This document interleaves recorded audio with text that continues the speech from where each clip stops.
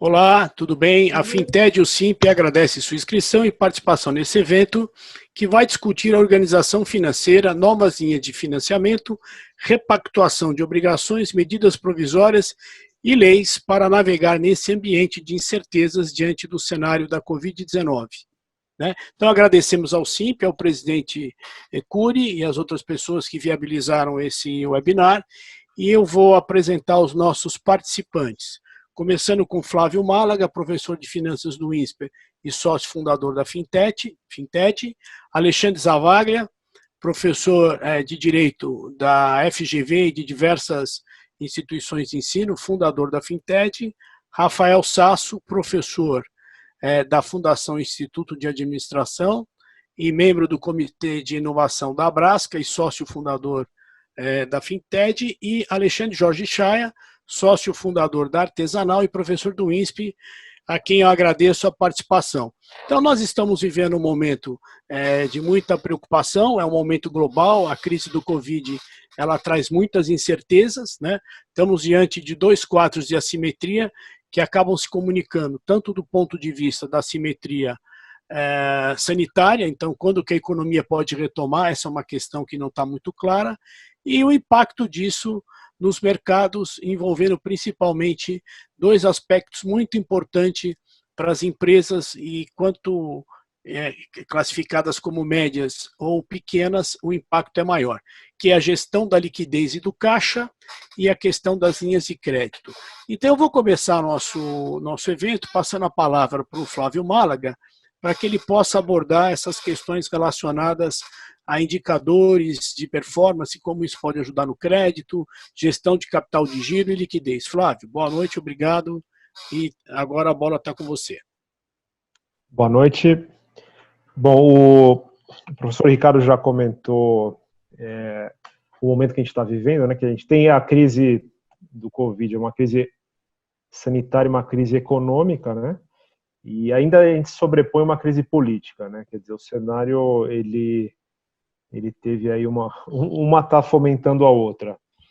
E dependendo do segmento da empresa, quer dizer, pelo porte, obviamente as menores sofrem mais porque tem menos poder, né, em toda a cadeia, e dependendo do segmento, além de ser pequeno, e dependendo do segmento onde se encontra, essa fase, né, o que não tem hoje é futurólogos. Futurólogos falam que, né, vai mudar a forma de consumo, vai mudar o mercado, tudo depende de como vão desenvolver, quando vão desenvolver um tratamento, né, para curar quem pega essa doença, o Covid-19, ou uma vacina.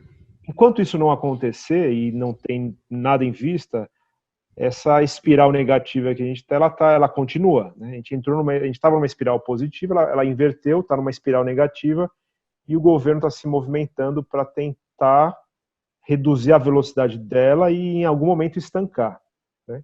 E as empresas estão nesse meio, e as pequenas, as micro pequenas empresas estão aí, que é uma grande fonte empregadora do Brasil, e milhares de empresas são as que estão sofrendo o maior impacto, né? Muitas eram saudáveis e da noite para o dia perderam suas receitas e estão pela primeira vez enfrentando dificuldades. Outras que já vinham carregadas, né, em alguma estrutura de capital um pouco mais carregada, e agora se veem numa situação que precisam de mais capital para poder passar por isso. Então, o foco aqui é a gente dar alguns pontos, né, algumas sugestões de como abordar. Então, o primeiro é a gente saber, se está num avião, a primeira coisa é olhar o seu painel, né? Então, geralmente, o que a gente observa é que muitos empreendedores, né, são muito bons na execução, em colocar as ideias para funcionar, e muitas empresas vão bem, e aí acaba deixando de lado uma questão que é fundamental, que é o painel, né? Para onde eu estou indo? Eu estou olhando para as informações corretas, né? Então, e essa primeira informação, que é de fluxo de caixa. Se você olhar numa janela semanal, né, olhar 8 semanas para frente, você consegue enxergar o que está acontecendo? Você consegue se antecipar ao que vai acontecer? Então, a primeira coisa é ter uma ferramenta. Se não tem, não é difícil. Provavelmente Geralmente essas empresas têm algum tipo de RP menor e que fornece tudo que você tem em carteira para receber e aquilo que você já tem incorrido para pagar, seja folha, impostos, alguns fornecedores, serviços. Então, a primeira coisa que eu diria é trabalhe no seu fluxo de caixa, porque ele hoje é o mais importante, independente da sua rentabilidade, o mais importante é você saber se você vai ter liquidez nas próximas semanas para poder honrar suas obrigações. Então, a primeira coisa é desenhe o seu fluxo de caixa ou traga aí para a discussão diária, revisite ele todos os dias junto com a sua equipe. Tendo a premissa que você tem o seu fluxo de caixa e pode observar ele, o segundo ponto para quem precisa de capital e está estrangulado é olhar para os bancos, né?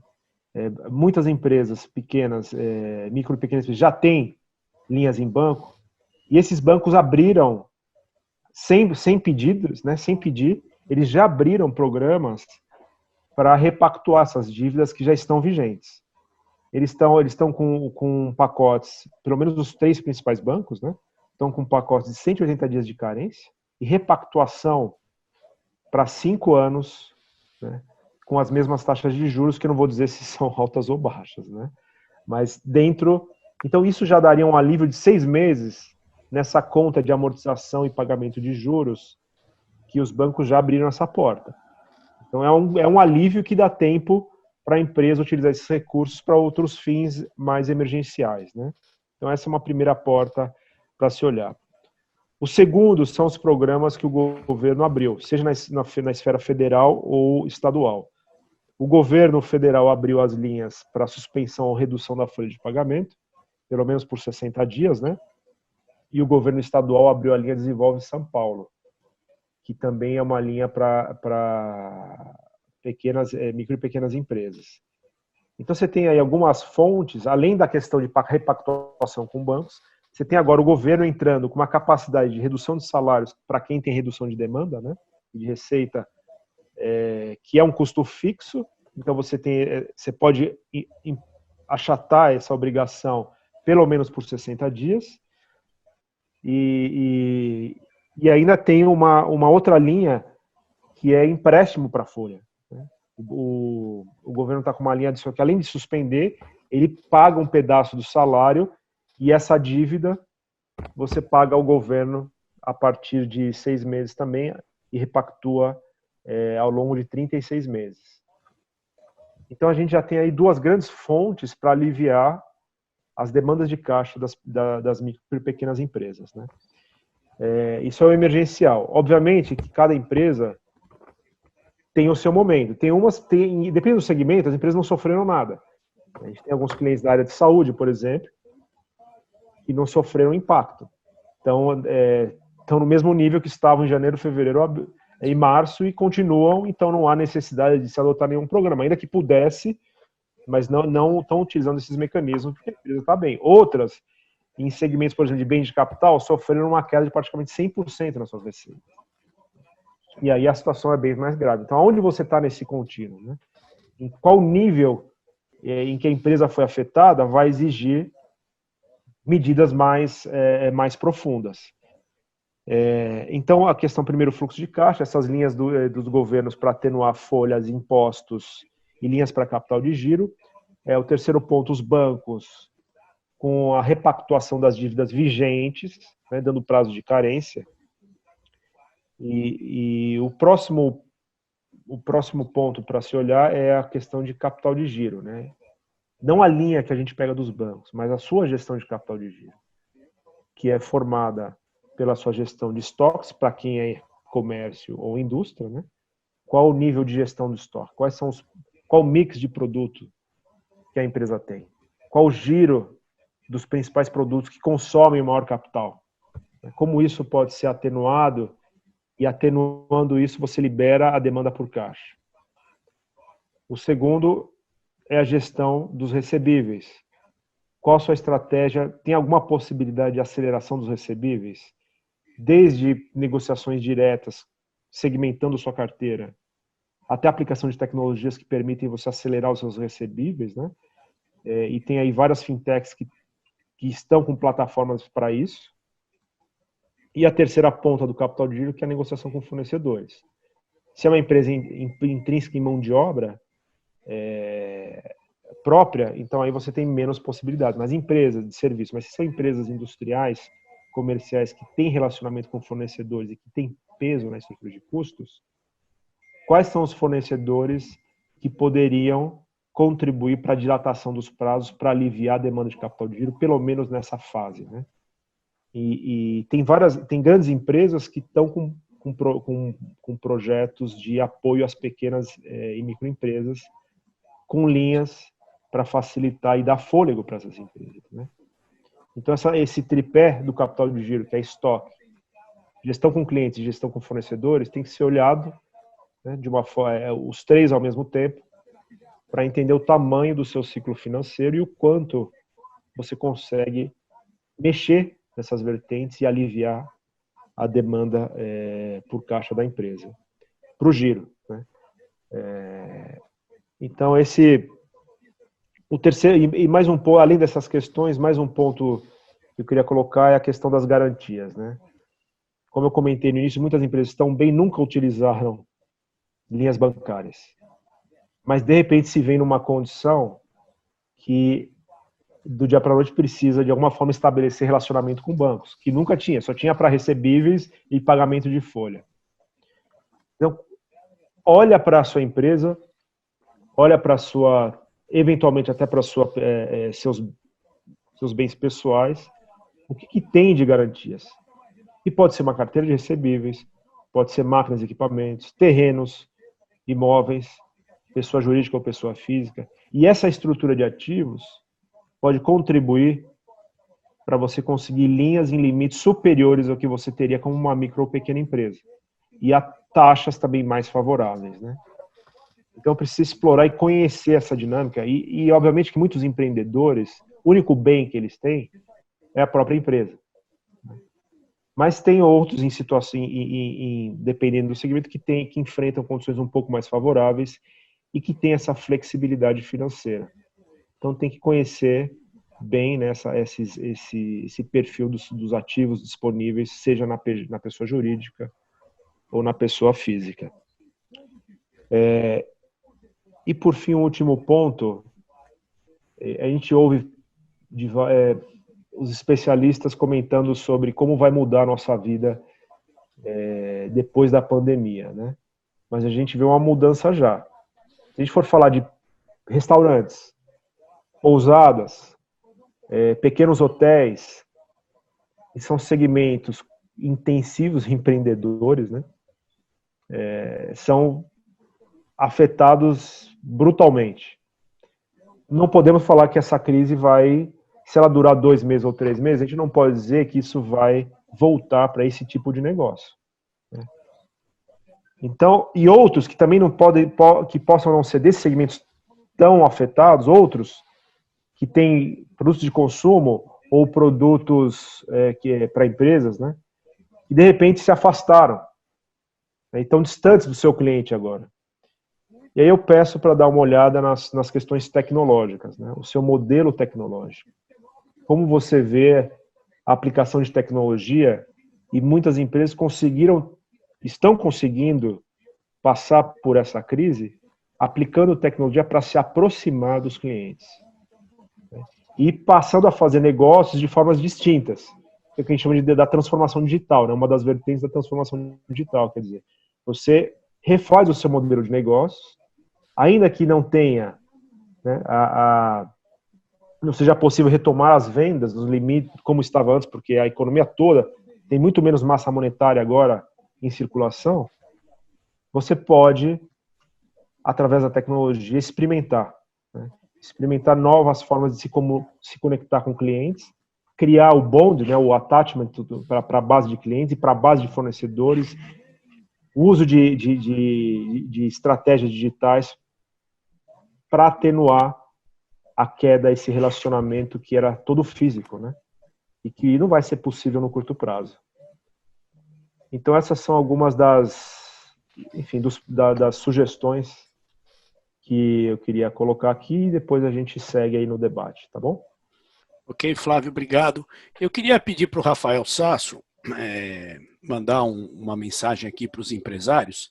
E o Simp, ele tem uma importância muito grande porque ele está no segmento das pequenas e médias, e nós sabemos que é um segmento que surgem empresas todo o período e é um segmento que dá muito emprego, né? Então, professor Rafael, olhando um pouco, e acho que dá para a gente pensar, você que está na Brasca, que congrega grandes corporações, que a realidade é um pouco diferente, mas o problema é o mesmo, né? Então, eu queria que você compartilhasse com os empresários do Brasil inteiro que estão nos acompanhando quais são boas práticas que as grandes estão fazendo e que a gente pode tentar adotar também no segmento de pequenas e médias, e você falasse um pouco, até ampliando a fala final do Flávio, sobre essas questões relacionadas à transformação digital. Bom, primeiramente, boa noite a todos. Eu acho que tudo que a gente está passando, a gente está acabando também, está formando num momento bem interessante. A gente estava discutindo isso lá no grupo da Brasca, nas grandes empresas, exatamente de como essa crise está empurrando a transformação digital, e não deixa de ser diferente para o grupo aqui.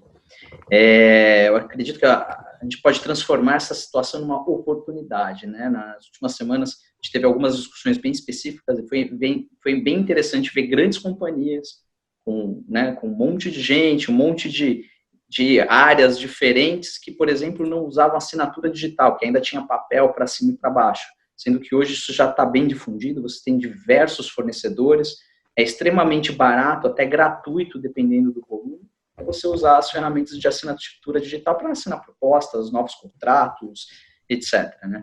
E isso está acontecendo nas grandes companhias. Para o nosso público aqui, eu acho que faz todo sentido também procurar, né? Você tem diversos tipos de ferramentas, diversos tipos de barreiras que a gente tem no dia a dia, até da maneira de fazer negócio, já se plugando um pouco do que o Flávio está falando, né?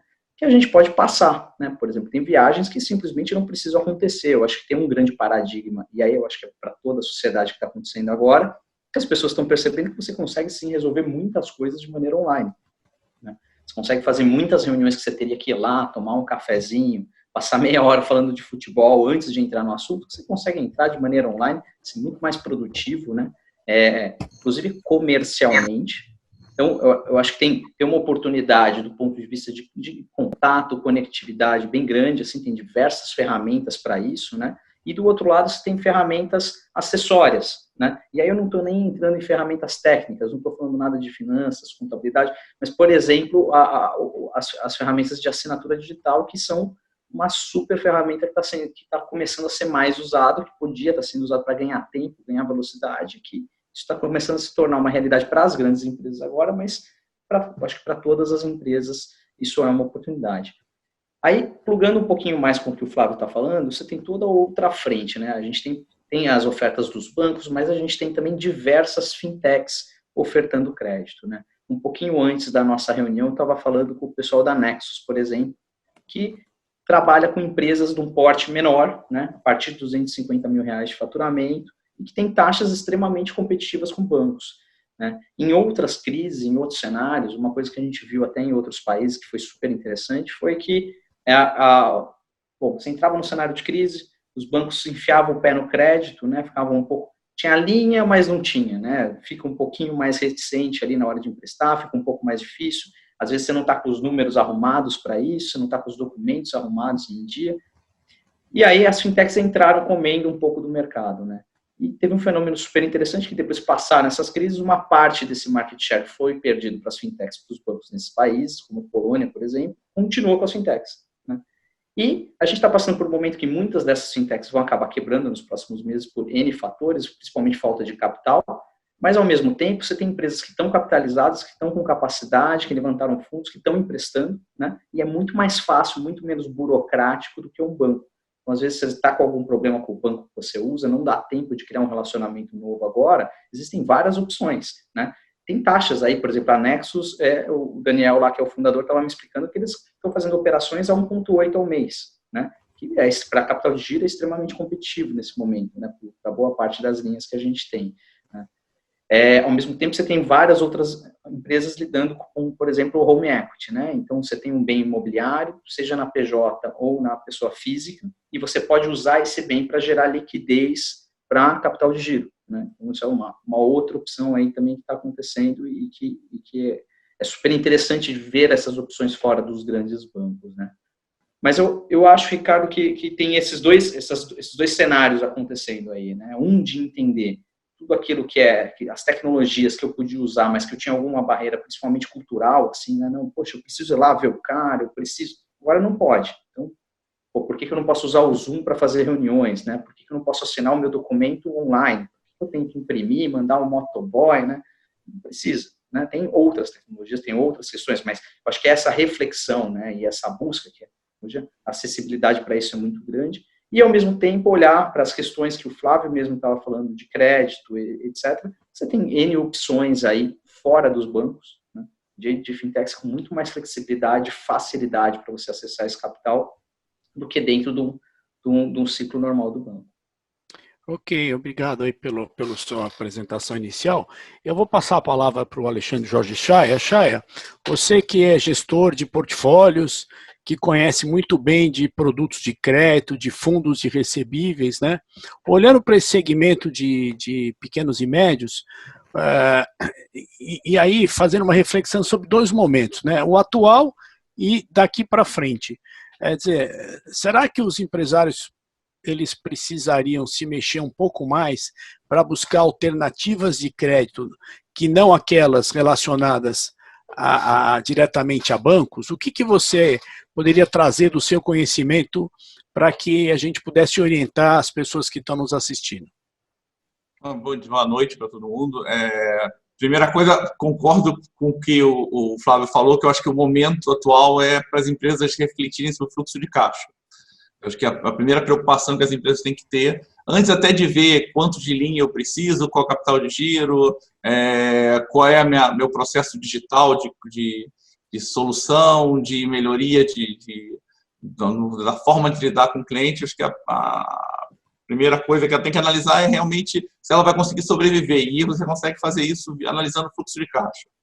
Então, acho que qualquer empresário... E as crises, elas têm umas vantagens que são interessantes.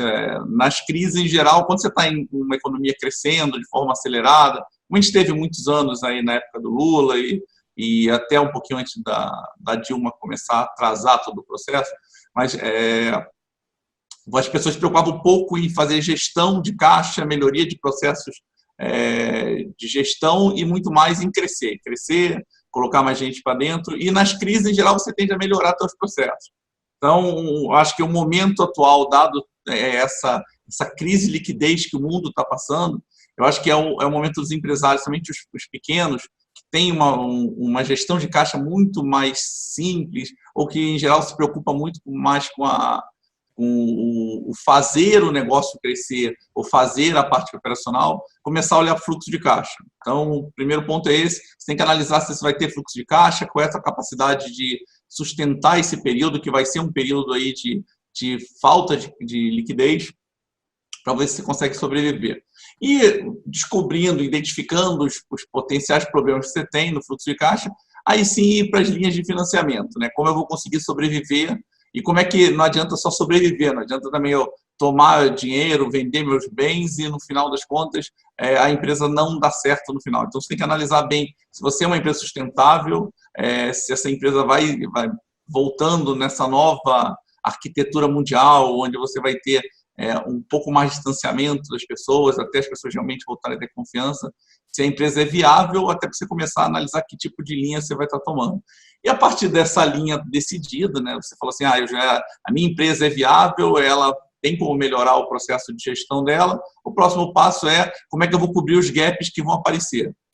Parte dos problemas, o próprio mercado já deu, que o Flávio estava contando, que é verdade, os principais bancos privados, eles já começaram a alongar os créditos. Eles chegaram à conclusão, na mesma linha que o governo, que as pessoas não vão ter caixa para liquidar, então é mais fácil fazer a empresa continuar viva.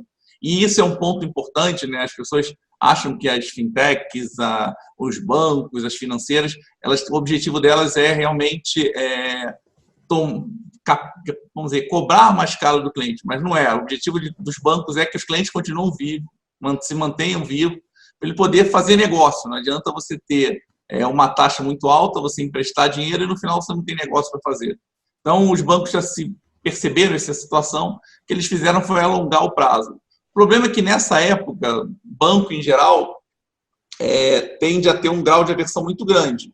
Então, o que eu vejo, o que eu acompanhei de banco apesar de toda essa política, o Banco Central tentando aumentar a liquidez, você tendo aí um aumento da vontade das pessoas de emprestar, os bancos e principalmente os gerentes que vão estar analisando, as pessoas que vão estar lá na ponta analisando a empresa, eles estão muito reticentes, porque sabe que inadimplência é função de receita. Se você perde capacidade de gerar caixa, você se torna uma pessoa inadimplente.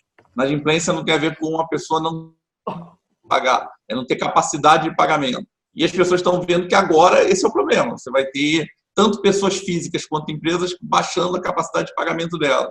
Então, o grau de inadimplência aumentou e a aversão dos bancos, apesar de ter caixa, tá, a economia toda está com bastante caixa disponível, as pessoas estão evitando emprestar dinheiro sem ter garantias de recebimento futuro. Como é que você garante isso? E aí essa parte é home equity, ou de você ter recebíveis, ou você ter estruturas que não são de crédito direto, crédito adicional, que são linhas de financiamento de capital de giro. Você vai no banco e fala, eu quero tomar lá R$200 mil para pagar em 6 vezes, em 10 vezes, em 12 vezes. Mas como é que eu consigo pegar os bens que eu tenho, dado que a empresa é viável, como é que eu consigo transformar elas? E aí as fintechs é um caminho interessante. Eu só não acho que as fintechs elas cresceram, elas surgiram, elas são bem antigas, a lógica da fintech, mas ela decolou no Brasil na época pós-Dilma, né, na época do Temer. E é uma época onde a inadimplência está caindo ano após ano. Então, as fintechs ficaram muito agressivas. E elas, como elas não têm uma estrutura de capital de banco, nem têm serviços, outros produtos que suportem ela, eu concordo com o que ele falou que as fintechs vão acabar quebrando. Então, tem que tomar um cuidado de ir numa fintech. É vantajoso, obviamente, tomar dinheiro, mas muitas delas não vão sobreviver exatamente por uma má precificação de risco. Elas já estão na fase que elas estão precificando. Então, o que eu acho que tem que fazer do ponto de vista de operação é tentar fazer operações estruturadas. Eu acho que o momento é melhorar seu fluxo de caixa, ver o que você tem de patrimônio que é possível transformar em alguma garantia e, a partir daí, você tentar tomar dinheiro num prazo mais longo, uma taxa mais baixa. Obviamente, você dando garantias, você dando aí... Essa parte home equity é uma coisa que cresceu bastante, né? Você pegar e fazer hipoteca da sua casa e tomando dinheiro é uma linha que muito empresário pequeno que conseguiu lá comprar seu apartamento, que tem como pessoa física esse bem, ele pode usar para alongar, fazer uma operação de 5 anos, 6 anos, e aí sim conseguir capital de giro para poder passar esse período. Mas eu acho que se ele fizer isso sem melhorar o fluxo de caixa, que foi o primeiro ponto que eu concordo com o Flávio 100%, é a hora na crise de você rever seu fluxo de caixa e analisar realmente qual é a tua necessidade de financiamento, como é que você pode melhorar seu sistema de controle, seu sistema de planejamento, e aí, a partir dessa melhora primeira que você fez, e aí você teve aí um certo vantagem que os bancos deixaram aí um tempo para você começar a pagar suas dívidas, do governo, a mesma coisa com o imposto, você realmente partir para linhas estruturadas de crédito, que elas são melhores e elas vão te dar mais liquidez e principalmente mais carência. Bom, os especialistas aí em finanças deram a sua visão, né? Eu queria também solicitar que as pessoas que estão nos assistindo e aproveitando para agradecê-las, mandem suas perguntas aqui pelo chat, por favor. E aí eu queria passar a palavra para o Alexandre, que ele, como especialista na área legal, pudesse orientar as empresas e os empresários que estão nos assistindo. E todas as decisões que nós tomamos, elas acabam permeando na questão legal. Então, Alexandre, queria que você pudesse conduzir daqui para frente a conversa. Tudo bem, pessoal? Boa tarde. Primeiro, é um grande prazer estar aqui, junto com o Simp, e falando um pouco sobre transformação digital, né? esse bate-papo aqui já mostra um pouco de como o mundo está acontecendo, né? Agradecendo ao presidente Cury a parceria com a FinTech, que é uma escola de finanças, tecnologia e direito, justamente o que a gente tem discutido bastante na escola, trazendo professores que são referências no mercado, quais são, do lado financeiro, esses novos produtos, essas novas oportunidades aí que surgem no mercado financeiro, desde o design, da modelagem de novos produtos, né, financeiros, até a ligação com a tecnologia, que tipo de tecnologia vai ajudar a suportar o pagamento direto, né, essa oferta das fintechs, ou ofertas diretas de crédito pelas empresas que têm caixa e querem ajudar a financiar aí os seus distribuidores ou os seus consumidores de forma direta, né? E o lado do direito, como é que a gente entende a regulação, como é que a gente adota aí procedimentos, inclusive focados em proteção de dados, como é que a gente usa essa questão, né? Nós temos uma lei também que passou aí a vigência para o início do ano, mas que tudo isso que a gente está falando vai ter um impacto também grande. Então, isso mostra aí esse ambiente que nós organizamos tudo aí de forma totalmente online, né? A Nancy, o Oscar e o Paulo aí do lado do Simp, a Sinara e nosso time aqui do lado da FinTech. Como é que a gente vai ter que também aprender com tudo isso que está acontecendo, o que deve mudar e o que não deve, e quanto a gente vai poder, diminuir custo, gerar novas estratégias usando a tecnologia, né, para também, após essa crise, a gente poder melhorar nossos processos, nossa forma de trabalhar. Então, tudo isso, a gente na área do direito começou a fazer vários estudos de uso de tecnologia, inteligência artificial, para entender, né, processos, lendo milhares de problemas judiciais aí no Brasil todo, das mais diferentes áreas, mas o que a gente vê é justamente um fenômeno mundial chamado data-driven, né, que é tomada de decisão a partir de dados. Obviamente que o mercado financeiro é muito mais avançado, né, e já tem essa postura, mas os demais setores da economia estão começando a entender um pouco melhor essa questão, né, a partir de agora, que é muito ligado também à cultura de organização da informação. Então, o Flávio falou que todas as empresas têm seu RP, mas às vezes esse sistema até está muito focado nos pagamentos, etc., mas ele podia ter uma diversidade de outras informações, né, para ajudar a tomar decisão. Então, naturalmente, a gente tem lá 20 campos no sistema, a gente só preenche 10, e desses 10, né, a gente põe São Paulo, S. Paulo, SP. Então, toda essa questão de como é que a gente entende a importância do dado, né, e isso é uma questão cultural, não é só de tecnologia, pode nos ajudar na tomada de decisão. Então, eu vou dar um exemplo aqui, que é o que a gente tem acompanhado bastante aí nos mercados, né? E agora até é um momento muito relevante para a indústria, se relacionar com os seus distribuidores, seus parceiros de venda, e até entender o comportamento dos consumidores. Então, veja só, se a gente consegue enxergar, né, do nosso distribuidor, quais são os produtos que ele está mais vendendo? Então, obviamente, né, um exemplo claro de a gente ver agora é álcool gel e máscara, por exemplo, né? Então, o nosso distribuidor, que pode ser uma farmácia, por exemplo, ou qualquer outro distribuidor, se a gente entender dele, é lógico que esse é um caso clássico que é fácil de todo mundo olhar, porque está todo dia na mídia, mas vamos aplicar isso nos nossos negócios, né? Se a gente tiver um contato direto com esses distribuidores, entender realmente o que as pessoas estão precisando, o que elas estão usando, né? Que tipo de produto elas estão mais comprando, a gente pode entender qual é a tendência, né, de venda nesse mês, no próximo e no outro, para a gente talvez focar a produção naqueles produtos e não mais em outros, né?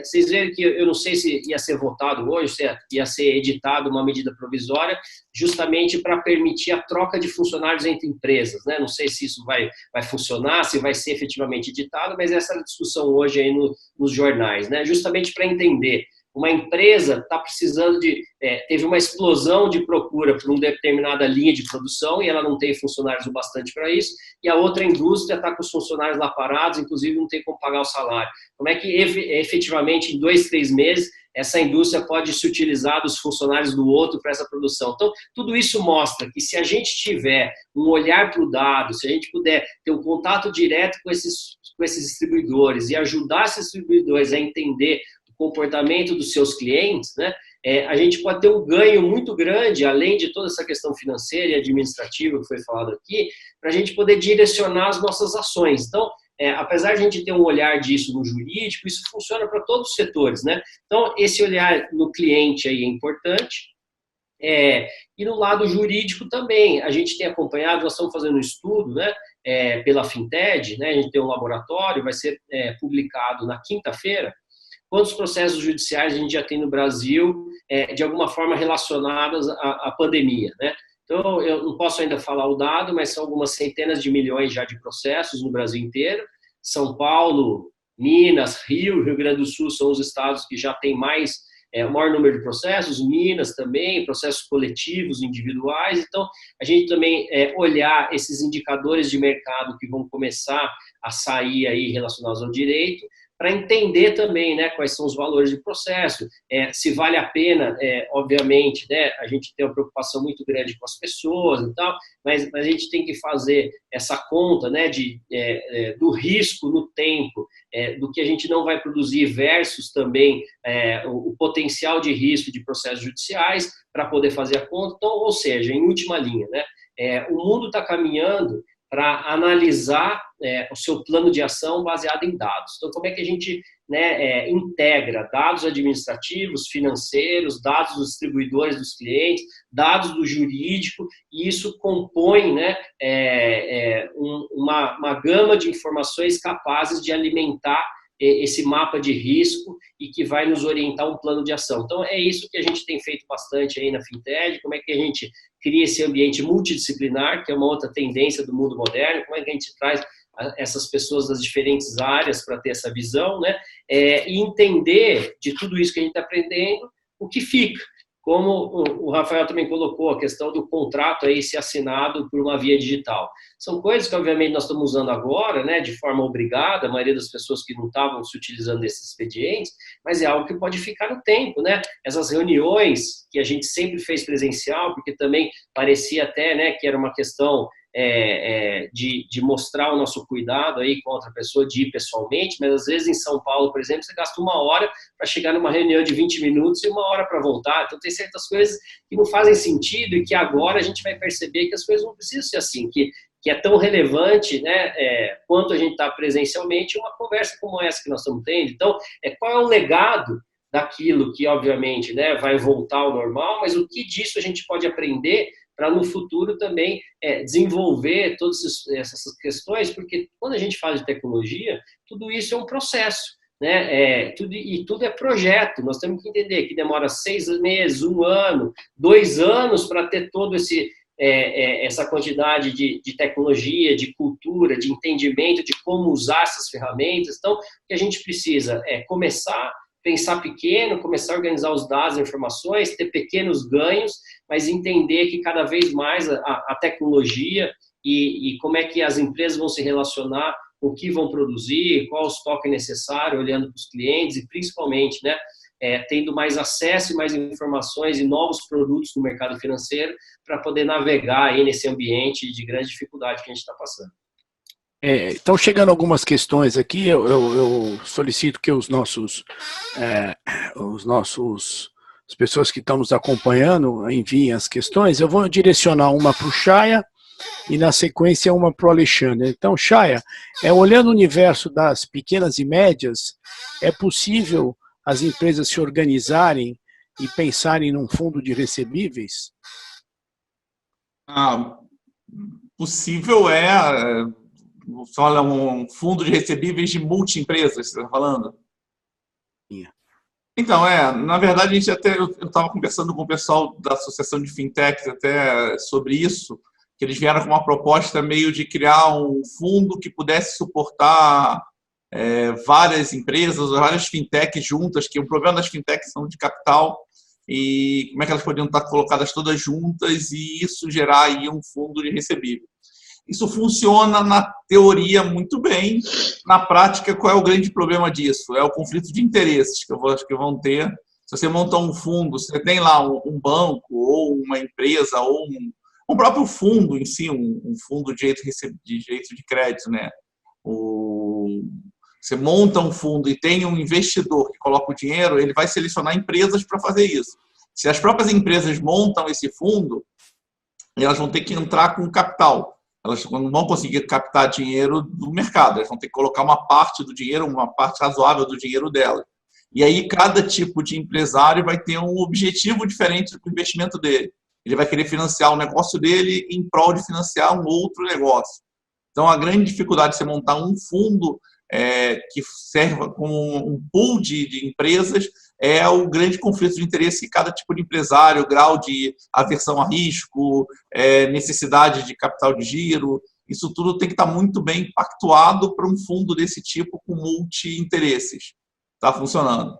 Então, você poderia vir uma fundação, uma associação, uma cooperativa. Isso seria mais fácil. A própria cooperativa, uma fundação de empresa, uma associação de empresas, poderia estar montando um fundo onde tendo uma política, vamos dizer, própria daquela estrutura de fundos. As pessoas colocam, um exemplo disso, uma associação de médicos, tipo uma Unimed da vida.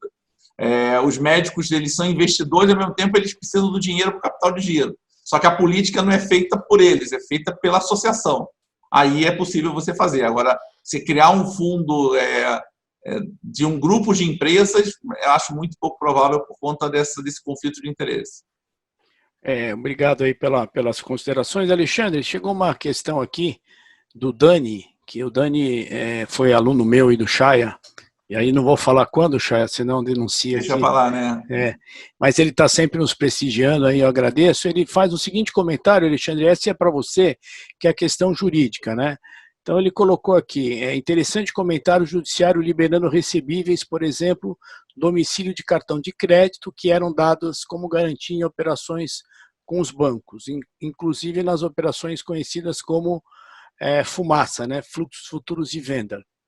Então, essa acho que você é a pessoa mais adequada para comentar, Alexandre. Agradeço aí. Eu acho assim, normalmente, né, para a gente discutir, por exemplo, uma ação de execução, a gente precisava dar em garantia, né, ou um bem da companhia, não sei se eu entendi bem a pergunta nesse sentido, mas imagino que sim, ou um bem da companhia, ou um recebível, né, ou efetivamente fazer um depósito em dinheiro. Isso, obviamente, é um ônus grande para a empresa, né, porque você tem que disponibilizar aquele bem que vai ficar ali à disposição do processo anos, dinheiro nem se fala, né, e eventualmente até uma penhora em cima da conta. E, especialmente o movimento que começou pela Justiça Trabalhista, né, de permitir, primeiro, que depósitos futuros, né, ao invés de ser feito em dinheiro ou em determinada garantia, que seja possível utilizar um seguro garantia, né? Então, aquilo que, por exemplo, você precisava lá depositar 1 milhão, um valor aí desse seguro corresponde a 1 a 3% do valor que você deveria depositar. Então, primeiro, né, daqui para frente é uma primeira coisa que todos os empresários têm que olhar, porque você pensar, só um recurso trabalhista custa mais ou menos 10 mil reais, certo? Então, dependendo do volume que você tiver de novos recursos trabalhistas por mês, você, ao invés de depositar os 10 mil reais, você vai depositar 1 a 3% desse valor. Então, é fluxo de dinheiro aí no caixa, né, que você vai deixar de gastar. Então, primeira coisa é olhar o futuro. Daqui para frente, tudo que você tiver que dar de garantia, você pode dar um seguro garantia. Obviamente que tem todas as regras de contratação, né, porque esse seguro, ele não garante que se você perder a ação, o seguro vai pagar a ação por você. O que ele garante é que você vai ter uma garantia, né, para poder discutir essa questão e ao longo do processo você vai estar satisfazendo o requisito objetivo dessa obrigação. Chega lá no final, se você perder, você tem que pagar. Obviamente que se você não pagar, o seguro cobre e depois ele te cobra de volta. Então, o seguro não é para pagar o resultado do processo, é para te garantir discutir. E aí, agora, o que o governo viu? que existe uma quantidade muito grande de dinheiro, principalmente, né, e de outras garantias, já dadas em processos em curso. Então, a ideia que começou para processos futuros, né, é agora permitir a substituição dessas garantias por seguro garantia. Então, a ideia é que isso seja uma injeção muito grande no mercado e, ao mesmo tempo, né, liberar caixa para as empresas. Então, esse é realmente um expediente e também está ligado à tecnologia, porque já existem muitas corretoras que já estão com um processo totalmente digitalizado. Uma das que a gente conhece próxima e acompanhou todo o desenvolvimento. Então, quer dizer, você tem uma plataforma que já estão plugados, como se fosse um marketplace de todas as seguradoras. Você coloca ali o seu caso, ela já cota em tempo real com todos e já emite a pólice na própria plataforma, né? Então, tudo isso está acontecendo de forma muito rápida e já organizada, intermediada pela tecnologia. Então, certamente é uma pergunta muito relevante, porque tem muito caixa para trás e futuro aí que pode ser liberado com base nessa nova ideia de permitir a substituição dessas garantias por seguro. Obrigado. Bom, o nosso evento está caminhando para o final, dentro daquilo que a gente combinou com o SIMP. Então, eu queria passar a palavra aí para o Flávio Málaga, para que ele pudesse fazer as suas considerações finais. Por favor, Flávio. Eu queria primeiro agradecer aí a participação, acho que os pontos foram todos complementares, né, para dar uma visão geral do que os empresários têm às mãos, como eles podem, né, por onde começar. Então tem uma série de ferramentas que foram colocadas aqui. Eu queria lembrar só mais um ponto, que é o padrão de vida e a mistura entre os fluxos da empresa e o fluxo da família, né? Então a gente vê muitos pequenos empresários que acabam colocando o seu padrão de vida dentro da empresa. E num momento como esse, onde é um evento extremo, né? Fora da curva, um ponto fora da curva extremo, onde você tem que buscar liquidez, os bancos, obviamente, com suas restrições para novas linhas, né? A folha e tudo que você tem que honrar. Então, procurem olhar também para como essa mistura entre família e propriedade, como é que isso ocorre, e empresa, como isso ocorre, né? Porque o seu padrão de vida tem que se adequar à capacidade da empresa em gerar recursos, e não o contrário, né? A empresa se adequar ao padrão de vida da família. Então, e eu vejo isso em muitos pequenos e médios empresários que acabam esquecendo disso. E mesmo em tempos de dificuldade, acabam tirando da empresa mais do que ela pode, ou seja, acabam pegando do banco para a sua pessoa física, né? Porque esquecem de olhar isso. Então, o último ponto para acrescentar aqui seria esse de olhar o padrão de vida e como ele pode se ajustar ao que a empresa é capaz de gerar, né? Então, essa mensagem final, eu acho que a gente tem que... os empresários brasileiros sempre foram muito hábeis em lidar com crises, né? Muito mais do que em países desenvolvidos que não estão acostumados, né? O brasileiro sempre teve essa habilidade, na marra, desenvolveu isso, né? Então, eu creio que todos sairão, e creio que melhores, com práticas financeiras, práticas operacionais, tecnológicas melhores, só que tem um caminho aí, uma ladeira que a gente tem que subir e tem que fazer uma lição de casa, né? Mas com certeza a gente vai aí sair, as empresas que irão sair, que vão, com certeza, vão sair mais fortes, né? Mais competitivas. É isso. Obrigado. Obrigado. Rafael, suas considerações, até para fazer jus à questão da tecnologia, né? Você está aí com 5 horas de fuso horário na frente, né? Então, isso mostra que em outros tempos seria quase que impossível alguém com 5 horas de fuso na frente estar participando de um webinar. Então, agradeço sua participação e passo a palavra para você.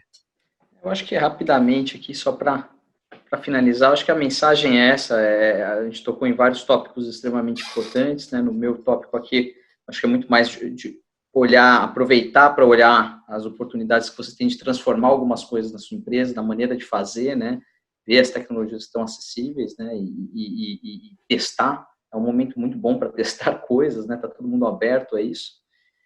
E, óbvio, também olhar para as oportunidades aí ligadas ao crédito, né. Acho que é isso, Ricardo. Obrigado. Obrigado. Chaya, você que é o nosso grande professor aí de crédito e de gestão de portfólios. Não, na verdade, o que a gente precisa nesse período de maior crise é exatamente rever fluxo de caixa. Até um pouco voltando às observações muito boas do Flávio, eu acho que tem que tomar cuidado exatamente analisar o fluxo de caixa da empresa, mas também analisar o fluxo de caixa de cada família, né? Então, em geral, as famílias acabam misturando, ainda mais nos pequenos negócios, acabam misturando o fluxo de caixa da empresa, o fluxo de caixa da pessoa, e com isso você acaba mantendo o teu padrão de gasto e usando o dinheiro da empresa. Por isso que é importante, como o Alexandre colocou, você tem que trabalhar os dados são um ponto mais importante, e eu acho que a vantagem da crise é exatamente você poder evoluir com ela. Então, acho que é o momento das empresas elas pararem, reanalisarem todo o fluxo de caixa, estruturarem o fluxo de caixa de forma correta e, principalmente, planejar como é que eu vou passar por esse período com menor, vamos dizer, a menor sequela possível em termos de redução de tamanho, trabalhando dados, clientes, planejamentos corretos. Então, acho que o mais importante é isso. E se você fizer, e esse é outro ponto importante, quando a gente discute em livro-texto que as taxas de capital de empréstimo é menor, ele é menor quando as empresas têm dados para oferecer. Então, quanto mais organizada, mais estruturada é uma empresa, mais fácil para o banco, para a financeira, para os fundos de crédito, para os FDICs, para as fintechs, elas oferecerem crédito para essas empresas, porque elas vão ter os dados muito mais transparentes e muito mais organizados. Quanto menos dados você tem em termos de transparência, mais fácil a instituição financeira recusar o teu crédito. Então, trabalhar a base de dados, trabalhar a informação para poder tomar dinheiro mais barato. Obrigado pela participação. E, Alexandre, você encerra o nosso evento aí, e aí depois você me devolve a palavra que eu faço uma mensagem final. Só agradecer a oportunidade de a gente estar aqui junto com o SIMP, discutindo essas questões práticas, né, para todos os representantes dessa importante instituição, entendendo quais são essas diferentes visões no momento, e a gente espera aí, já falamos bastante sobre as questões, espera principalmente estar próximo aí de vocês para outras oportunidades, que a gente possa colaborar, compartilhar conhecimento e também desenvolver em conjunto aí soluções aí, treinamentos e eventos que possam ser de interesse para a pequena e média indústria. Então, agradecer também ao Dr. Cury, em nome de quem toda o SIMP se representa, e principalmente ao professor Ricardo, que é o nosso grande mestre, que também está mediando esses trabalhos. Obrigado. Eu agradeço ao SIMP, queria agradecer a Nancy, que eu fiz o contato e ela teve o interesse que a gente levasse a ideia para frente, né? A gente tem feito algumas participações junto ao SIMP, porque a gente julga que é uma entidade extremamente importante de representar as pequenas e médias, né? E até interessante que no meio da crise a transformação digital nos permitiu fazer um evento online, né? Uma live, como o pessoal diz, alguns participaram, e simultaneamente a gente poder gravar e disponibilizar para todos aqueles que por qualquer razão não puderam estar conosco aqui. Então eu faço das palavras do Alexandre as minhas, agradeço ao SIMP, a Nancy, Dr. Cury, ao Paulo, que cuida da tecnologia, e a todos que nos prestigiaram até o momento, e espero revê-los em um outro webinar, uma outra live, uma outra oportunidade. Então, boa noite a todos e muito obrigado.